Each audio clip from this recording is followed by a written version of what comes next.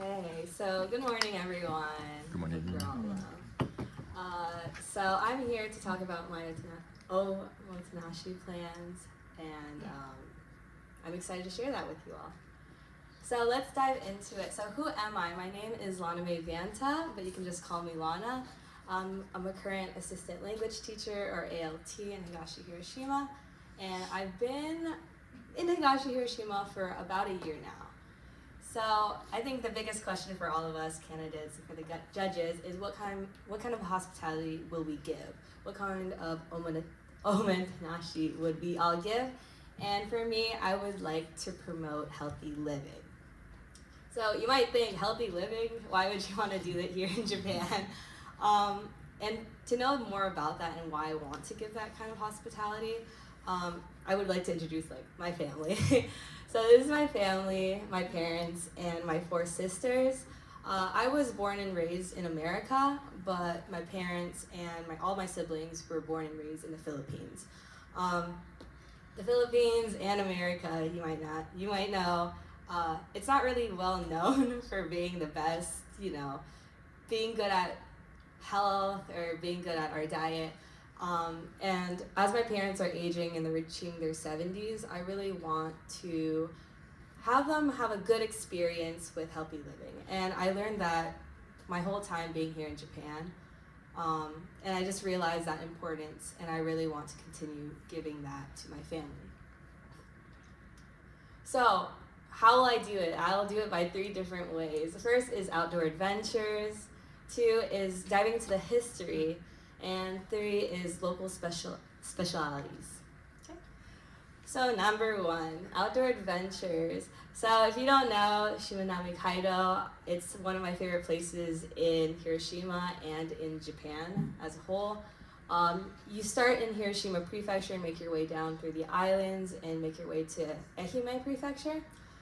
It's something I always go to throughout all the seasons. I just actually recently went.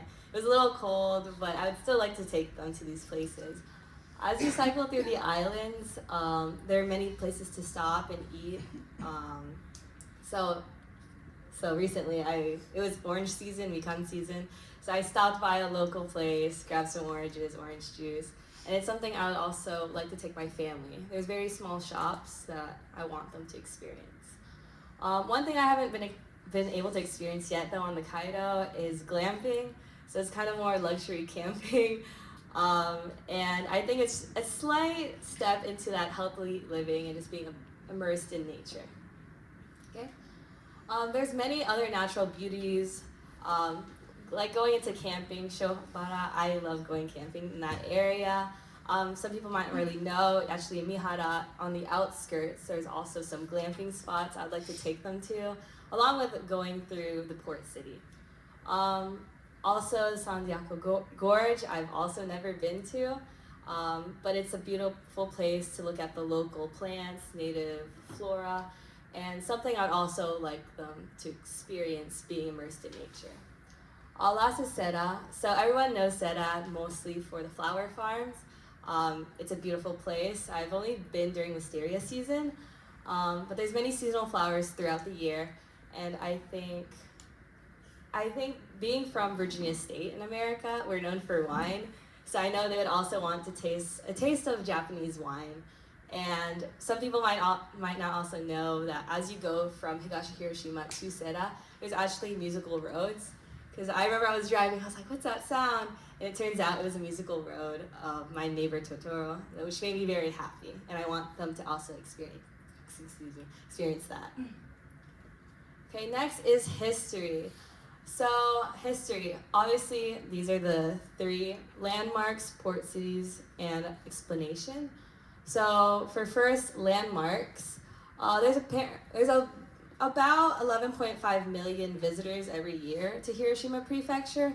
About 530,000 of those are overseas tourists, and those numbers have only increased after the G7 summit last year. Obviously, with these places, they're very important to obviously understand the piece, what happened, especially being an American. I think many people have the Western perspective of what happened, And by taking them, my family, my friends, to these places, we can really understand what happened through the other perspective. And that's why it became a World Heritage Site, which is very important to go to, and go to these museums, go to these parks, and really understand and immerse yourself in what actually happened. Okay, next are the 3 port cities that I really want to take them to. Takahara are the little Kyoto of Hiroshima Prefecture.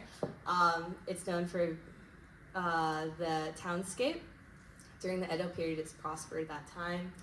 Also Rabbit Island, you can stop over and then take a boat to Rabbit Island. Also, you can learn more about the history, not just the cute rabbits, but there's also a World War II poison gas museum I've been to, and I would also like to show them that. Next is Onomichi. Kind of like I said earlier, it's a starting point of the Kaido. Also, there is a very famous temple walk, a cat alley, Onomichi ramen. My mom loves ramen, and she always watches YouTube videos on different types of ramens throughout Japan, so I'd love to take her there. Also, Fukuyama, the port there is actually the inspiration for Studio Ghibli's Ponyo. Me and my sisters grew up on Studio Ghibli, and I would say that's where my love for Japan really started, and it's kind of a nice roundabout way to getting there. Okay, so when a lot of people think of, oh, let me take my friends or my family to Hiroshima, they would say, let's try okonomiyaki Hiroshima style. Is it better than Osaka style? Or let me take them to a Carps game, let's get a beer and see how that works. Obviously that's really fun, it's great, but I also want to show them the history. All of this wasn't just came out of nothing. It was brought up by the people of Hiroshima. So I want to show them that. In Saijo Street, there's actually sake barrels from the Carps team. And for okonomiyaki, you might not know, but after what happened, they didn't have much food, and they had to take extra food from the stalls, and it kind of evolved to what we know as Hiroshima-style okonomiyaki. Okay. Next is local specialities, excuse me. So local Hiroshima. So what I would take them to is the Kofun. If you don't know, it's the largest keyhole burial mound in Hiroshima, in Saijo. Something small, but I'd like to take them to. Sake Street, as many people were known for sake. Also, I really like to take my family and friends to the water fountains and for them to have a taste of it. Kumano, I've recently been for their festival. It's the brush capital of Japan, which I think is very not well known in the area, and people don't really go there. Also, smaller localities, so Shiwa, Akitsu, these areas I feel like are small, but many people want to go to. One of the biggest things, I think it's more personal because I'm a teacher, I would love for them to visit my schools. So I recently just got transferred, but I used to teach at Shiwa Junior High School and elementary school, and luckily I was able to bring my cousins there. And I want for the local community and for my family to really get to know each other and experience. And when I did take them last time, they really enjoyed it. And I think it's a way for both communities to really understand each other, communicate, and that's kind of what I want to do for this omotenashi plan. Okay? So for conclusion, I want to provide my family a healthy traveling experience through my omotenashi, through outdoor adventures, which is more physical exercise, historical knowledge, which is more mental, local specialities, which is more social aspect, getting to know the community. And I think through all of this, it will provide a unique and more local experience into diving deep into Hiroshima and Japan as a whole. Okay? So thank you so much.